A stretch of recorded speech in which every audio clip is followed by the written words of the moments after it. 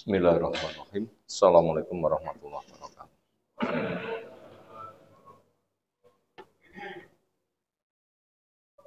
Alhamdulillahirabbil alamin.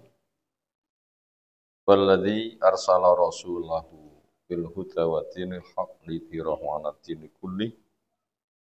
Wa kafa billahi syahida wa asyhadu an la ilaha illallah wahdahu la syarikalah wa asyhadu anna Muhammadan abduhu wa rasuluh. Allahumma shalli ala Muhammad wa ala alihi wa ashabihi wa man tabi'ahum bi ihsanin ila yaumiddin. Ya ayyuhalladzina amanu taqullaha haqqa tuqatih wa la tamutunna illa wa antum muslimun wa ba'du. Fa inna astaqal hadisi kitabullah wa khairal hadi hadi Muhammadin sallallahu alaihi wasallam. Syarrul umuri muhdatsatuha fa inna kulla muhdatsatin bid'ah wa kulla bid'atin dhalalah wa kulla dhalalatin finnar. Ayol ikhwah akramana subhanahu wa ta'ala. Insyaallah kita lanjutkan mengkaji kitab Al-Adab Al-Mufrad oleh Imam Bukhari rahimahullah ta'ala, bimbingan akhlak buat kita. Intisari agama itu adalah akhlak, yaitu ketika berinteraksi memberikan manfaat pada pihak lain.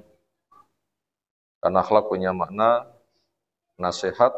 Nasihat artinya iradatul khair lil ghair, menginginkan kebaikan untuk pihak lain. Kebaikan dari sisi Allah dengan bertauhid tidak syirik. Kebaikan kita di sisi kitab dengan mengakui, membaca, belajar, menjadikan sebagai sumber hukum. Kebaikan kita di depan Rasul dengan menjadikan sebagai uswatun hasanah. Kebaikan kita di depan wali amri, termasuk guru-guru kita, untuk mendapatkan ilmu, beramal dengannya, dan melanjutkan dakwahnya. Kebaikan kita di sisi sesama dengan kita membantu apa yang bisa kita berikan, dengan tidak mengganggu mereka, tidak melakukan kemaksiatan yang mengganggu lingkungan, dengan mendoakan mereka, dengan salam, dengan apa yang bisa kita perbantukan. Semua masuk di dalam wilayah akhlak, semuanya masuk pada wilayah adab. Berikutnya kita masuk pada bab yang ke-254. Babu manis tamtoro fi awalil mator. Bab orang yang berhujan-hujan pada awal turun hujan. Artinya sekian lama hujan putus. Ketika hujan turun pertama, dari sekian lama putus hujan, maka di situ ada maslahatnya orang berhujan-hujan.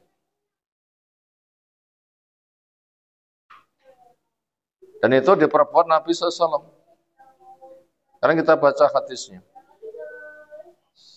An Anas radhiyallahu anhu, asobana, menimpa kepada kami,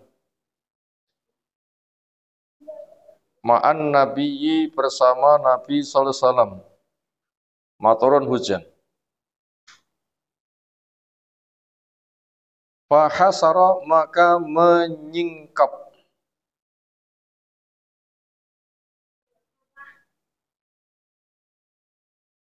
An-Nabi sallallahu saubahu, pakaiannya. Anhu, yang menutup dirinya. Tentunya badan yang bukan aurat. Adapun kalau bagian yang aurat tetap tidak dibuka. Auratnya laki-laki adalah pusar sampai lutut. Ketika sholat, pakaiannya pundak sampai setengah betis. Apabila berkopiah lebih sempurna. Jadi aurat laki-laki minimal pusar sampai lutut ketika tidak sholat. Ketika di dalam sholat pakaiannya minimal pundak sampai setengah betis. Apabila pakai kopiah lebih bagus, kenapa? Itu termasuk mahkota. Semisal orang yang haji atau laki-laki pakaiannya 2 lembar, yang satu punya fungsi sebagai izar dari perut ke bawah, yang satu sebagai ridak, selendang, artinya kain yang diselimutkan. Nah, termasuk ketika hujan-hujan itu yang dibuka kain yang diselimutkan itu, yang nutupi pundak ke bawah. Adapun pusar sampai lutut tetap tertutup. Itu makna menyingkap di sini begitu.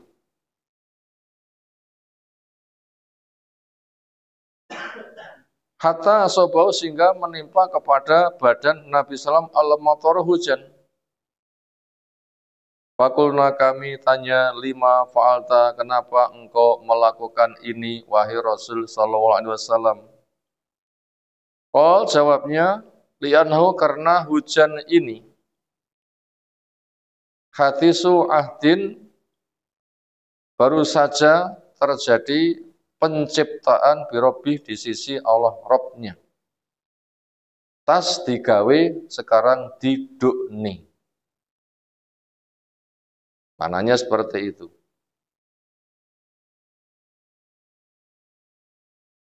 Apa pelajaran yang bisa kita dapat dari hadis ini? Mengenal perbuatan Nabi SAW pernah hujan-hujan. Sehingga apabila kita berhujan-hujan, maka itu sesuatu yang lumrah. Kenapa? Nabi juga menyambut turunnya hujan. Udan-udan.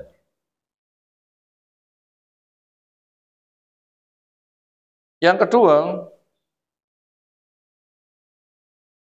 Allah jadikan hujan itu keberkahan. Sebagaimana firman-Nya, wa anzalna minas samaa'i ma'an mubarakah. Kami turunkan dari langit hujan yang penuh dengan keberkahan. Makanya hujan itu termasuk keberkahan. Allah jadikan hujan itu keberkahan. Makanya jangan tuduhkan nyapo kering, wah udanan aku. Seolah tertuduh yang menjadi sebab kering adalah hujan. Allah enggak menjadikan hujan sebab sakit. Justru Allah jadikan hujan penuh keberkahan. Contoh yang lain, sesuatu yang berkah tapi sering dituduh. Wah, darahku munggah. Lah nyapo? Tas mangan sate to. Lah seolah sate ini munggah nih. Nah, wong Arab niku satene bila beli sate niku terus pundi? Pinten tusuk napa pinten napa? Mboten renek critane pinten tusuk. Pirang kilo? Ditimbang nih dagingnya terus diiris-iris terus dipanggang nih. Kadang wedhus sitok dipangan wong papat nggih entek. Wonge ya ora apa-apa. Daging yang paling diberkahi itu adalah daging kambing. Kenapa? Dituduh ngunggahne darah, stroke dan macem-macem. Itu penuh dengan keberkahan. Terbaiknya daging itu adalah daging kambing. Makan daging unta itu malah jadi pembatal wudhu. Walaupun unta itu halal, tapi makan daging unta termasuk jadi pembatal wudhu. Makan daging kambing, enggak. Berwudhu boleh, enggak juga enggak mengapa. Itu penuh dengan keberkahan. Berkah itu apa? Berkah itu adalah kasratul khair wa dawamuhu wastiyatu fil muyassar. Kebaikan jumlahnya banyak, bersifat terus, didapatkan dengan cara yang mudah. Makanya bila kita ingin mendapatkan kebaikan yang banyak ketika hujan pertama turun, silahkan berhujan-hujan. Sekian waktu tidak hujan, turun pertama, silahkan. Dan itu berpotensi. Hujan pertama itu berulang-ulang. Pokoknya sekian waktu tidak hujan, lalu hujan lagi, itu namanya masuk kategori hujan pertama. Itu hujan pertama. Mungkin kayak di Indonesia dikenal memiliki 2 musim. Awalnya begitu.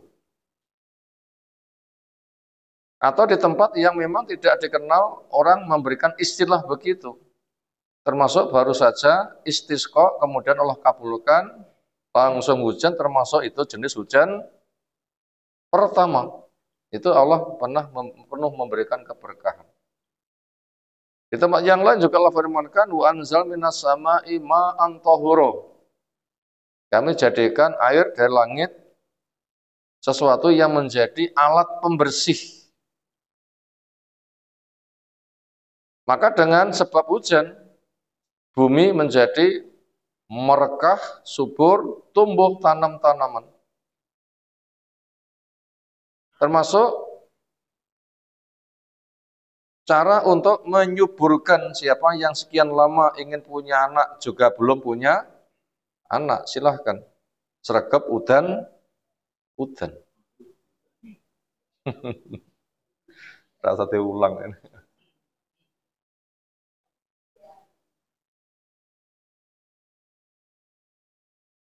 Silahkan, itu termasuk menjadi sebab kesuburan. Berhujan-hujan.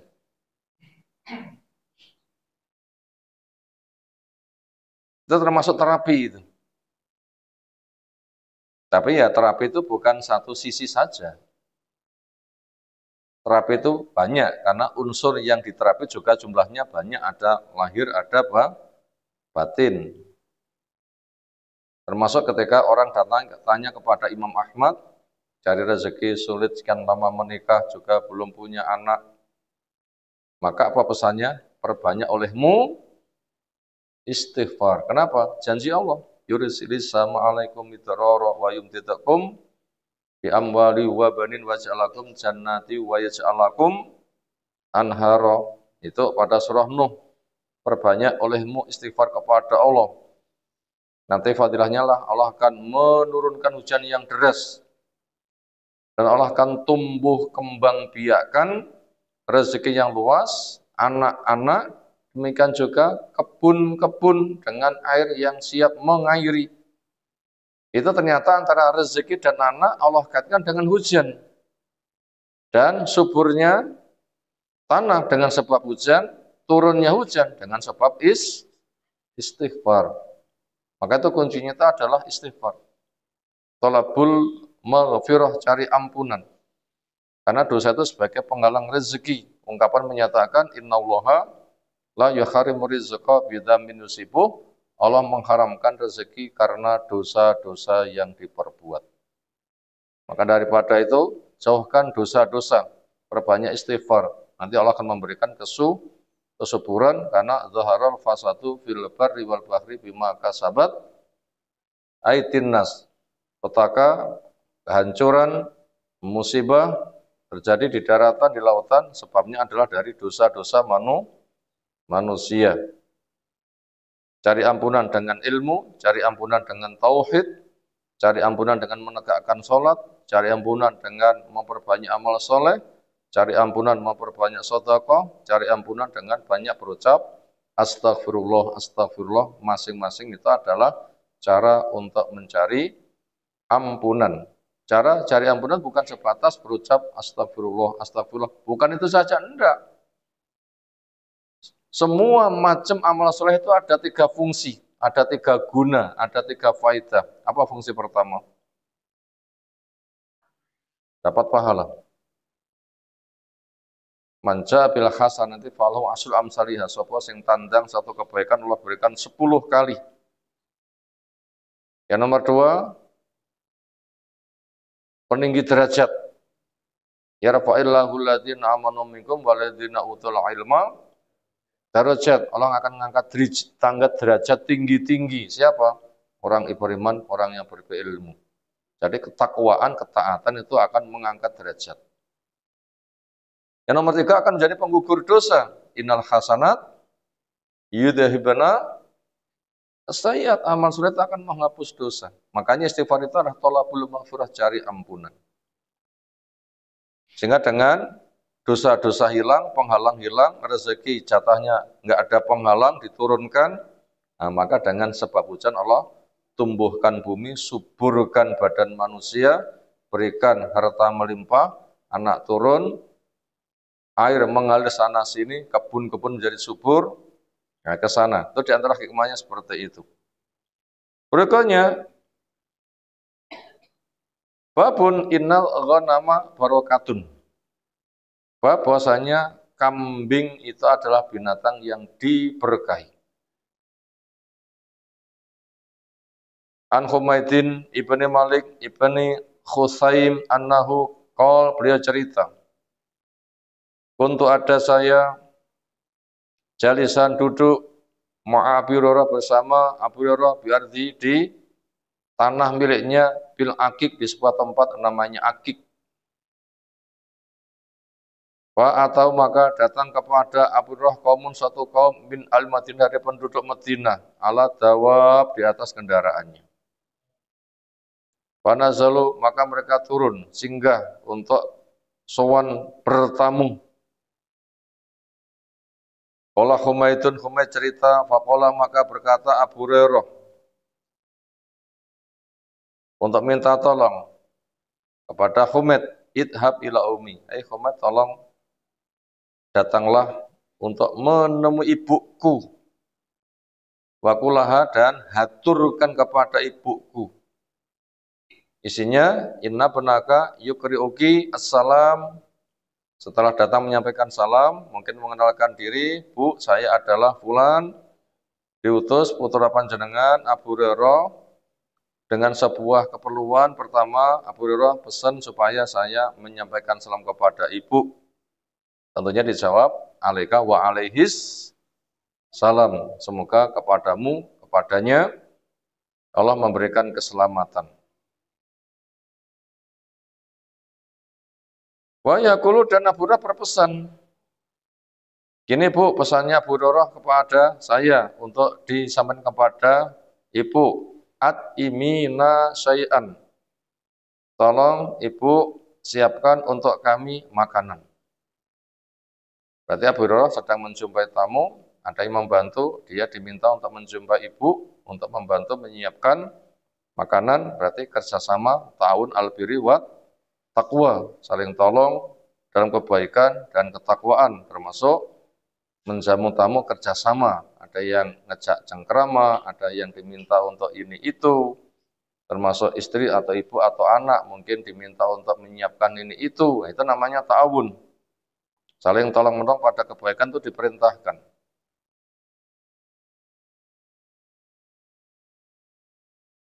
Qala fa wada'at salah satu akros, maka akhirnya sang ibu menyiapkan makanan bentuknya 3 bundaran roti min syair, bahannya gandum, wa syai'an min zait, dan sesuatu dari minyak, punya fungsi sebagai lauk, wa milhin, dan garam sebagai penyedap, sehingga bisa dicampur sendiri sesuai dengan selera. Fi sofatin, yang diletakkan di sebuah wadah. Pantasnya apa? Kita punya tradisi suguhan, disuguhkan wadahnya apa? Kita memiliki tradisi yang layak. Fawadatuha, maka saya letakkan makanan tadi ketika ibunya Abu Hurairah sudah menyediakan untuk saya bawa, baina ala roksi, di atas kepala saya, wadah gede disunggi. Fakamal tuha ilai, maka saya bawa makan itu kepada mereka.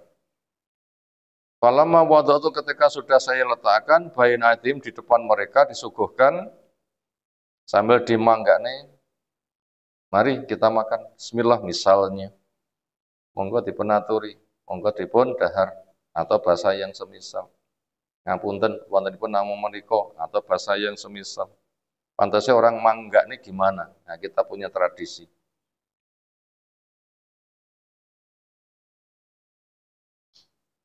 Kabbara bertakbir Abu Hurairah. Di antara pesan yang sempat disampaikan ketika menjamu tamu. Karena di semua kondisi supaya kita itu memiliki kebiasaan untuk wasiat. Karena tradisi orang dulu itu adalah memanfaatkan kesempatan ketemu walau sebentar untuk berwasiat. Misalnya di Kitabul Ilmi di Sahih Bukhari. Salah satu ungkapan mereka adalah hayya najlis nu'min sa'atan.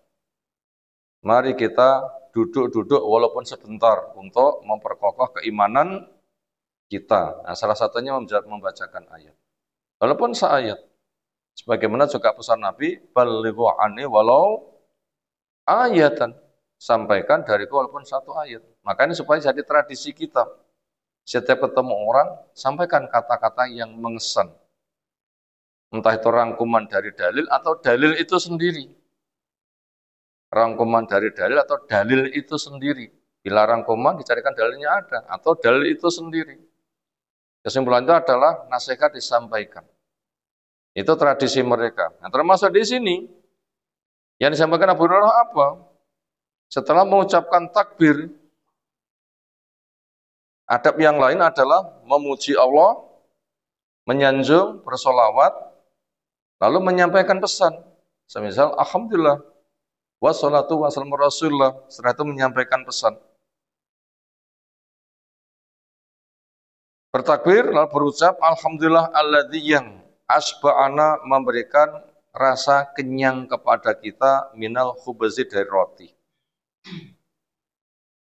Ba'da alam yakun to'amuna, sesudah bahwa tidak ada makanan kita ilal aswadan kecuali dua yang hitam. Alhamdulillah sekarang Allah memberikan rezeki kepada kita roti, di mana dulu-dulunya rezeki yang kita dapatkan adalah dua yang hitam.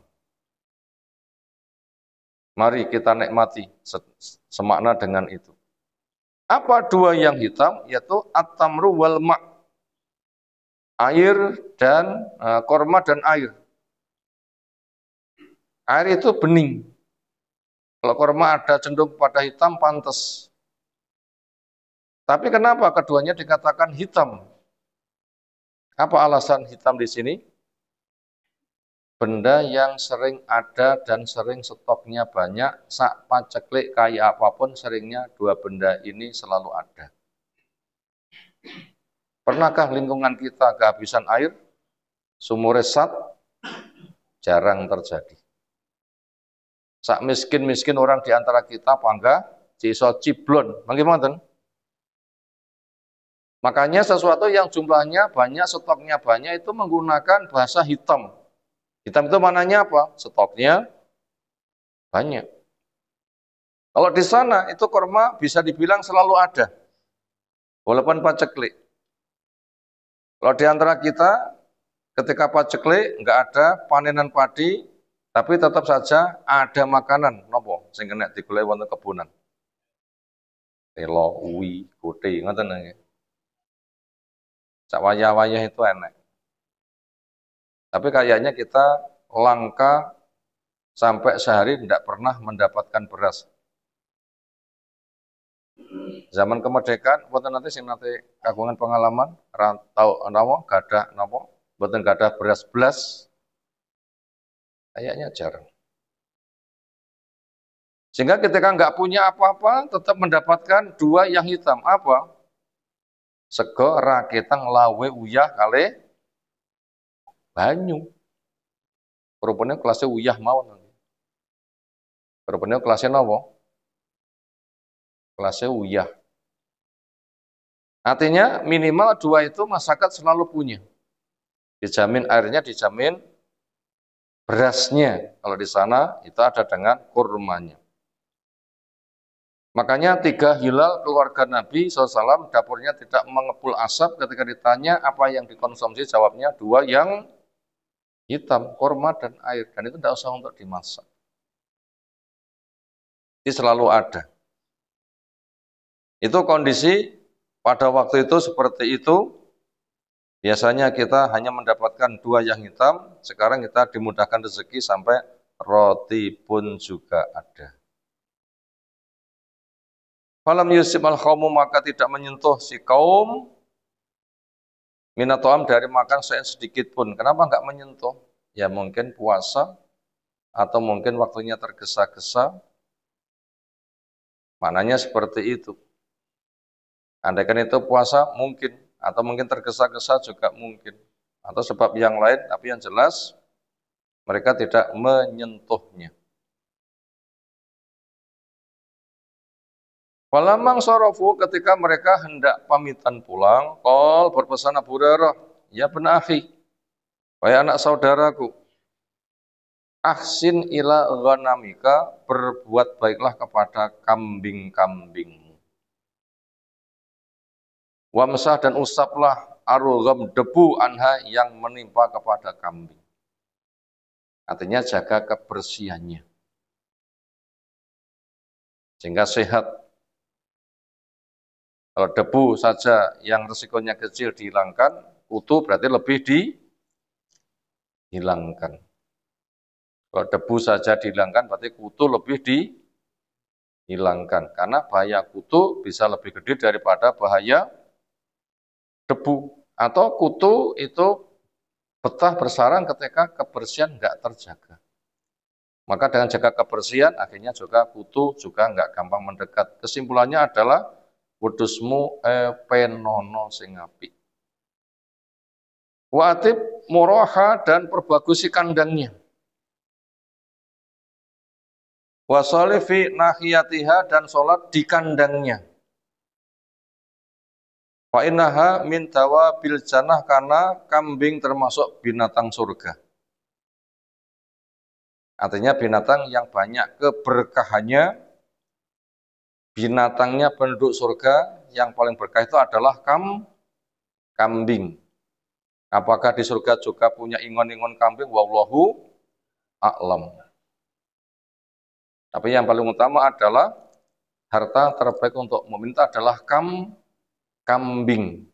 Minimal maknanya seperti itu. Harta terbaik untuk meminta adalah kambing. Sehingga dikatakan kambing adalah binatang surga. Andaikan nanti pengen ingon-ingon ya boleh-boleh saja. Kenapa? Walahum fiha mayash tahun. Mereka mendapatkan apa yang jadi selera. Termasuk orang Ansar itu ada juga yang minta, ya Allah beri kami kesempatan bercocok tanam. Ada juga yang minta begitu. Baca di Sahih Bukhari kisah itu ada. Akhirnya berproses cepat, nggarapnya, menyemaikan benih, tumbuh dan panennya. Akhirnya menebak, oh iki gaine wong Ansar iki pancen penggayane nandur, nek surga juga njaluk nandur. Apa kata Allah? Anak Adam kesuwen. Artinya bila kamu ingin menikmati hidangan dengan cara nanam dulu, ngono ki kesuwen. Tapi Anda kan pengen Allah melayani. Jadi apakah binatang surga itu memang di sana ada yang punya hobi pelihara kambing? Allah alam. Bisa jadi iya, tapi maknanya lebih luas adalah harta yang paling berkah untuk meminta adalah apa? Kambing. Yo nek desa lahane ombo, nek kutha terus piye? Apa tingun ndur gendeng ngoten nggih.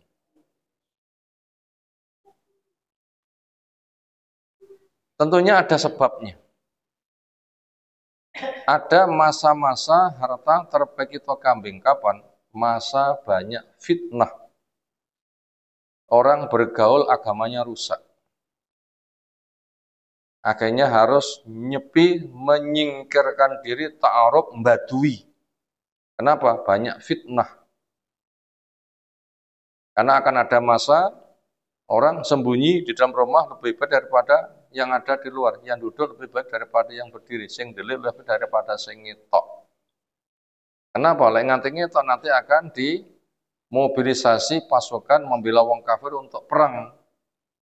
Makanya pada kondisi seperti itu harus mendelik supaya tidak termobilisasi di dalam peperangan. Mereka akhirnya harus ngungsi ke lereng-lereng gunung. Nah, bila sudah ngungsi ke lereng gunung, siapa? Ya kabeh wong. Dari kota atau desa bilang ngungsi itu kemana? Ke lereng-lereng gunung. Di kala itu apa harta yang paling baik? Kambing. Gua sepeda ya ora iso, sepeda motor tambah abot. Bawa mobil ya malah ra iso. Yang ada apa? Ya melaku menyisiri lereng-lereng.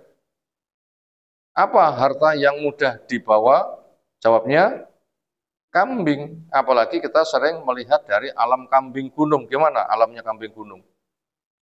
Oh, luar biasa sekali cekatan. Bisa cari makan sendiri dan beranak pinaknya cepat. Setahun bisa berapa kali? Bisa 3 kali. Begitu umur seminggu dipetrot, nggak berapa lama nanti bunting lagi, setahun bisa 3 kali. Dan itu cepat. Sehingga bisa mudah disembelih, diambil susunya, mudah digembala. Itulah alasan satu kesempatan harta terbaik buat mukmin itu adalah apa? Kambing. Walaupun sekarang kita belum mendesak, tapi kita tahu bila sebuah kesempatan nanti kita diuji harus ngungsi ke lereng-lereng gunung. Dan kita tidak tahu apa terjadi pada kita tidak tahu. Maka di kala itu harta terbaik itu adalah kambing. Waladhi nafsi biyati demi zat yang jiwaku di tangannya. La yusiku hampir saja, ini kata Abu Hurairah. Ayat dia datang ala nasi pada manusia zaman sebuah masa. Takunu as-sulatu minal ghanam. Hampir saja sekelompok dari kambing.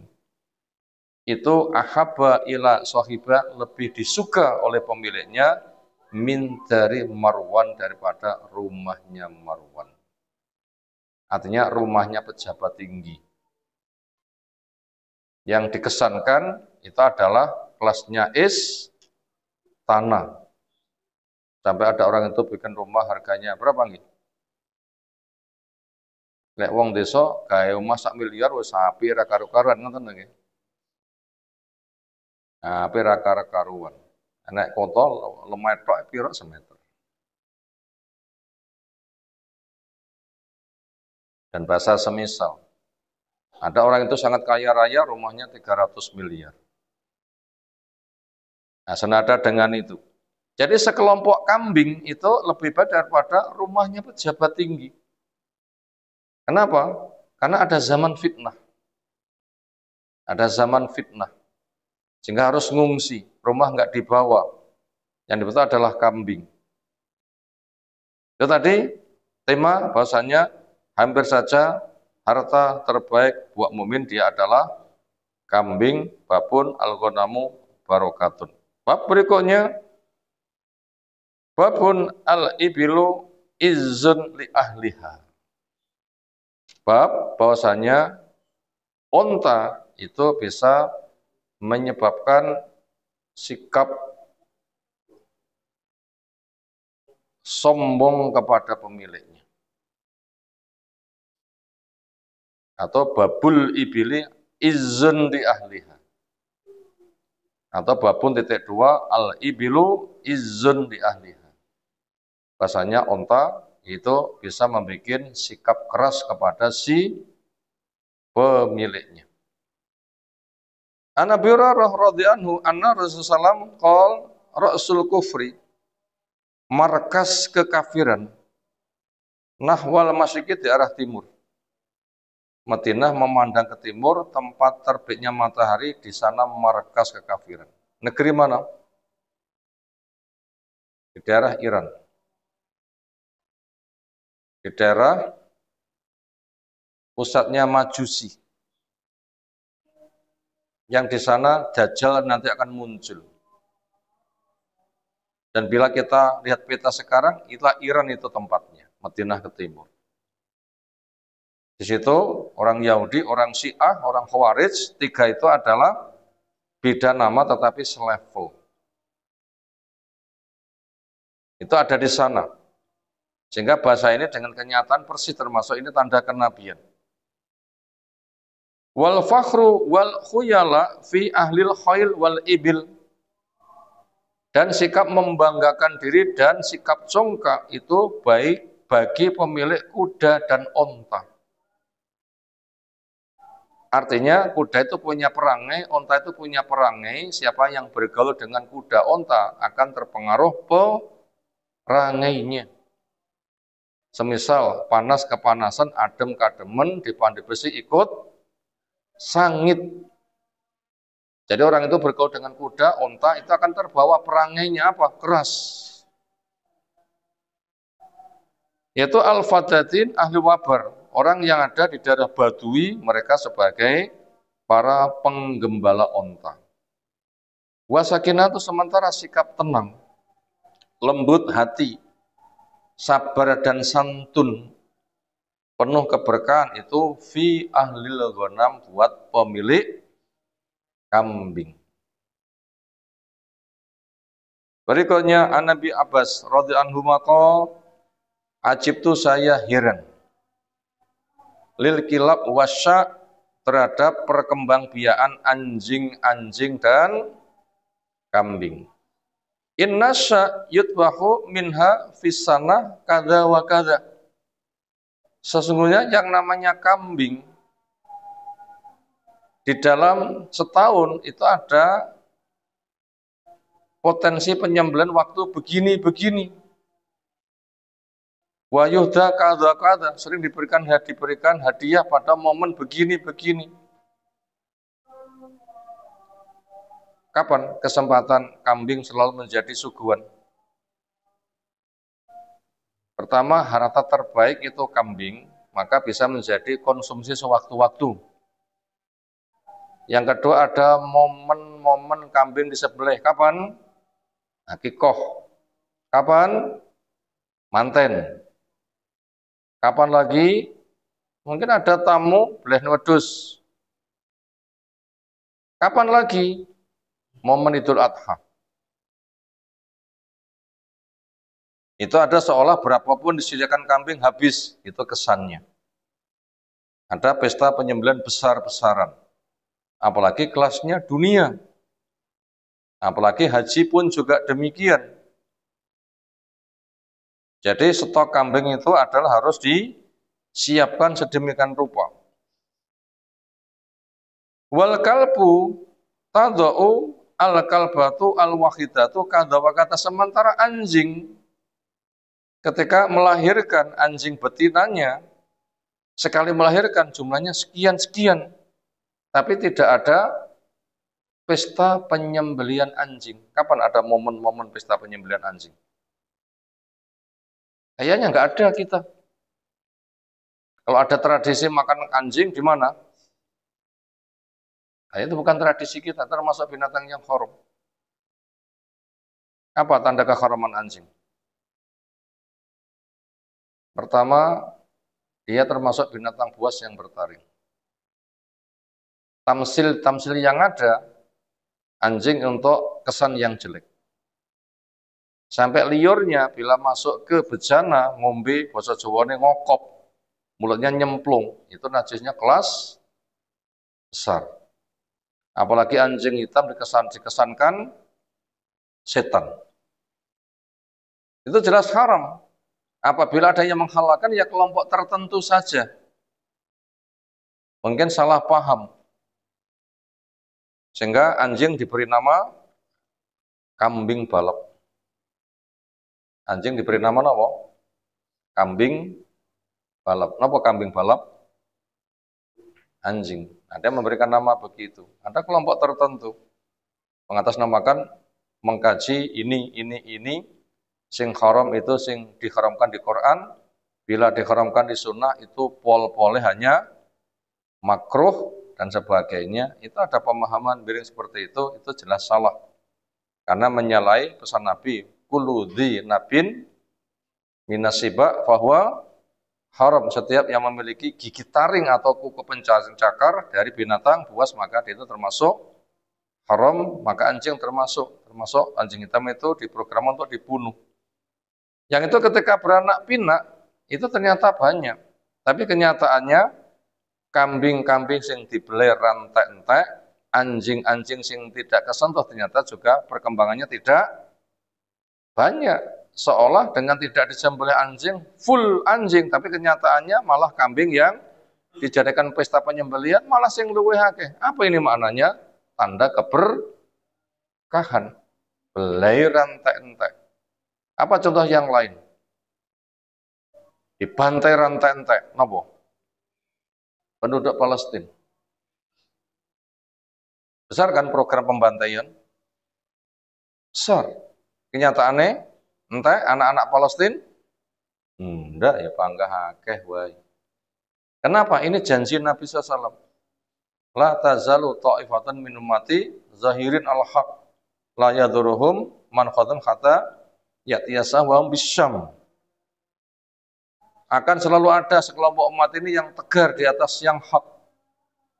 Maka tidak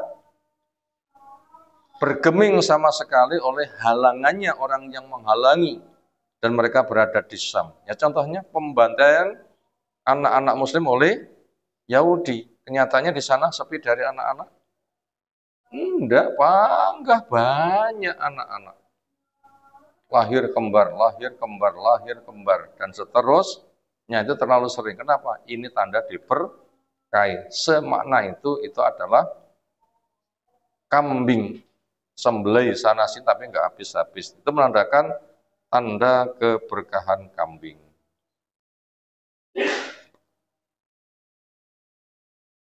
Berikutnya an Abi Dzaiban qala li Umar ibnu Al-Khattab, ya Aba Zabiyan, kam atauka berapa tabunganmu? Kultu saya jawab alfani wa khamsu mi'atin, 2.000 dan 500, 2.500 dirham. Itu kalau diuangkan sak dirham itu sekitar 3 gram perak. 1 gram perak itu harganya 4 rial, 1 rial itu 4.000. 4.000 kali 4, 16 ping 3, 48, 48 ping 2.500, pinten ketemunya uang 120-an juta. Berapa tabunganmu? 120-an juta. Pun kata nomor dereng tabungannya 120 juta. Ditanya begitu, berapa tabunganmu? Ini menunjukkan nabung itu boleh. Tapi syaratnya harus bayar zakat. Nggak boleh tabungan malah nambah duit. Napa tabungan nambah duit? Lebokane bank haram, nggak boleh. Nggak boleh. Makanya kalau ada gebrakan baru, deposito itu bunganya tinggal 2,5% yang semula 5%. Memang itu sistem Islam. Apa? Tidak boleh ada duit mandek. Duit itu harus berjalan. Dan Nabi gitu caranya. Untuk pribadi keluarga berapa, sisanya sedekahkan. Nggak ada barang sing ngendun. Sisanya itu langsung dikeluarkan, diputar. Sehingga harta nanti akan melimpah, uang butuh dana melimpah, sehingga nggak usah butuh utangan sana sini. Orang itu kalau nggak punya utang, bahkan bisa ngutangi, itu akan merdeka. Tanda bangsa yang maju adalah bisa memberikan hutang, bukan cari hutang. Maka syaratnya harta itu harus diputar. Nah begitu.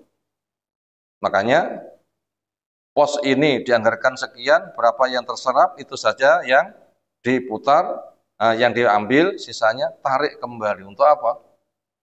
Diputar. Jangan sampai duit delik, akeh tapi delik, alasannya rantai itu kemudian utang-utang itu malah terjajah. Bebaskan dari hutang. Caranya adalah harta harus berputar. Kaila yakuna dulantam bain agniya minkum. Supaya harta itu tidak berputar di tangan orang-orang kaya saja. Maka yang paling bagus adalah diputar semuanya. Walaupun nabung itu boleh, tapi syaratnya harus apa? Dizakati. Tidak boleh untuk diribakan. Kala pesan Umar lau kepada ya Abu Dzaiban, itakhid minal hars. Investasikan untuk bercocok tanam, wa sabaya dan berternak. Sabaya dan untuk berternak. Min qabli antaliyakum, sebelum terjadi sebuah peristiwa akan menguasai kepada kamu. Ghilmatu Quraisy, anak-anak kecil Quraisy. Artinya ke depan berpotensi datang sebuah masa anak-anak kecil ketika dewasa itu akan jadi konglomerat karena makmurnya negeri. Lah, mumpung kondisi itu belum tiba, sekarang kamu punya modal, investasikan. Jangan dijadikan uang itu mandek, putar. Untuk bercocok tanam atau untuk berternak. Kenapa? Akan datang sebuah masa la yu'addu al-ata ma'ahum malan.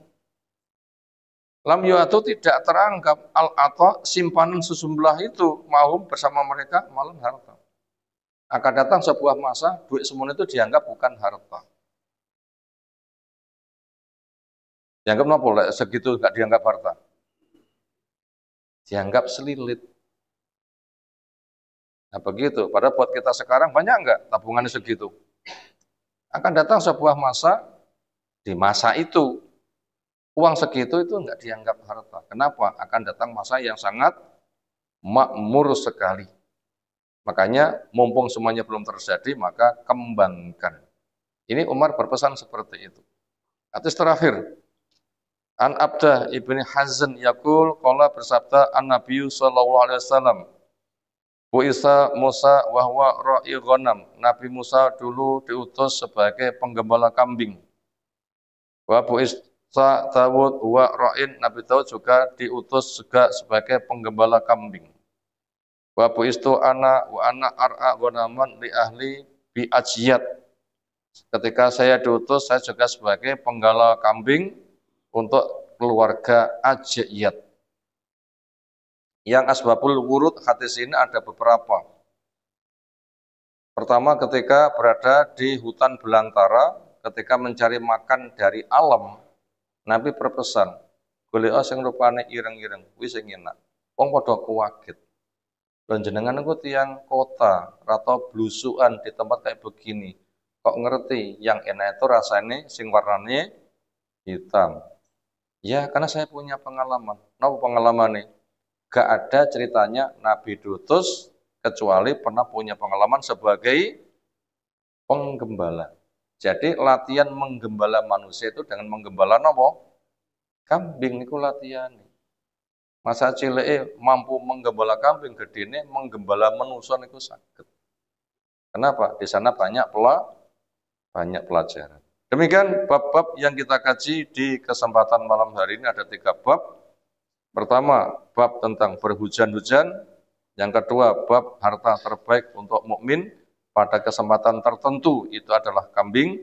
Bab yang ketiga, ternyata onta itu punya dampak kepada pemiliknya memiliki sifat keras. Maka apabila ingin punya dampak sikap lembut, jadilah penggembala kambing.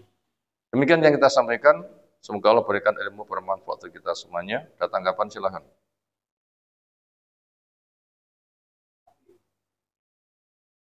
Kalau sapi gimana? Enggak disebutkan, lihat kondisi saja. Sekira ternyata itu mudah, silahkan.